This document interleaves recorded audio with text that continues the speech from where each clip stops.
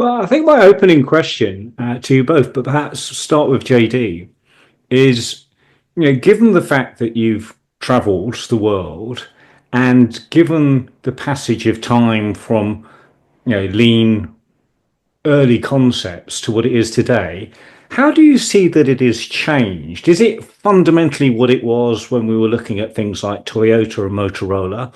Has it changed quite significantly with potentially the Americanization and commoditization of it so that it becomes something that we can sell to the masses? Because I rather get the impression that in its early stages, it was more of a philosophy, whereas later on it became more of a recipe. And I'm just interested in how things have evolved and grown and maybe changed with different countries and how they adopt them. So, starting with JD, what are your thoughts on that?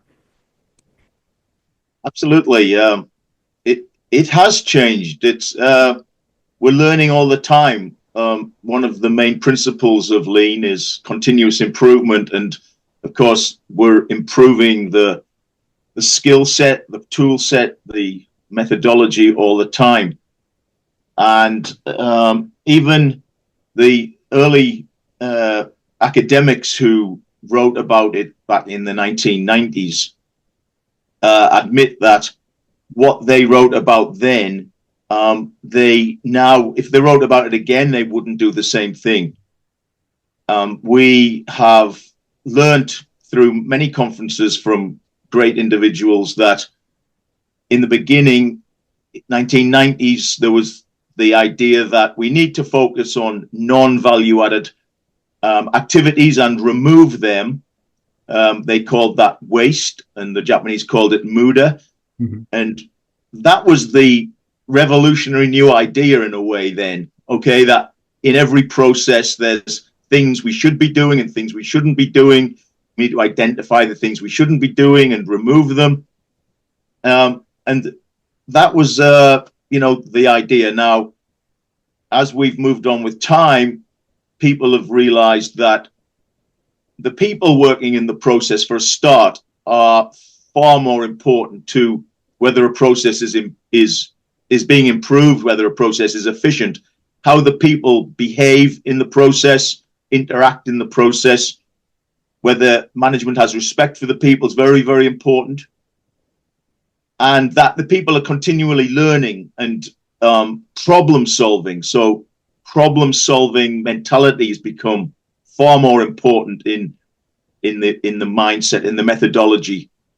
And so I think we've recognized there'll always be waste, there'll always be problems. It's not just about finding it and removing it, but how we approach that in a problem-solving mindset.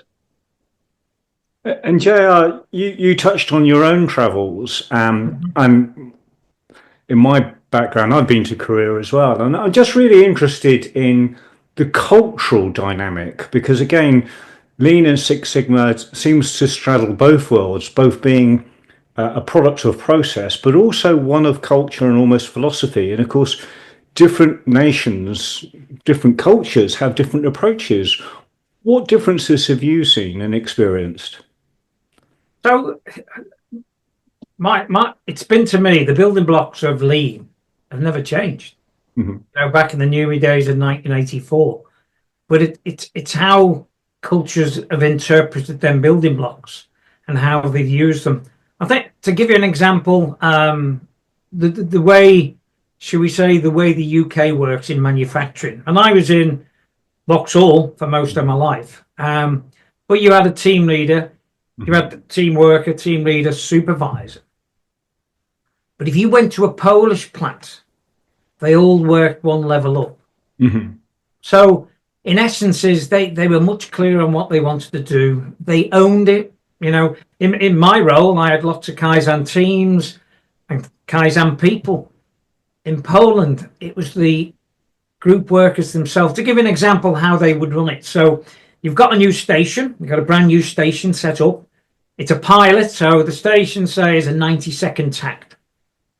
So you would think they've got to put enough work in for 90 seconds. That's what you think. Not in Poland. Poland would put enough work in for 100 seconds. and tell the team that are doing the job when they're being trained, get the 10 seconds out. So they build a natural, efficient process so differently.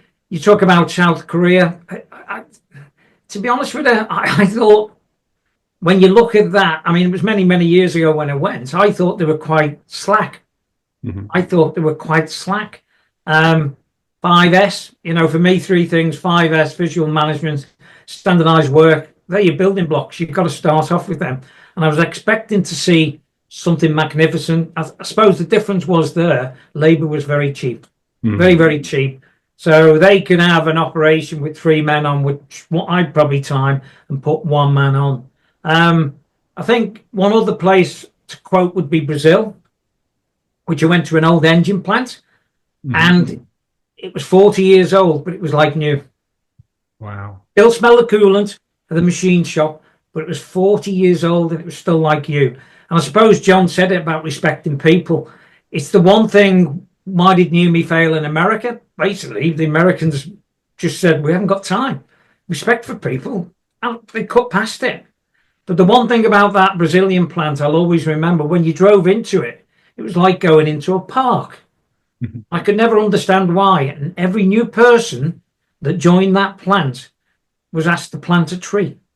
So all through the years, it was like a park. So they look at it differently. And I think John said respect for workers. And the one thing I learned from Toyota is people should come to work to think.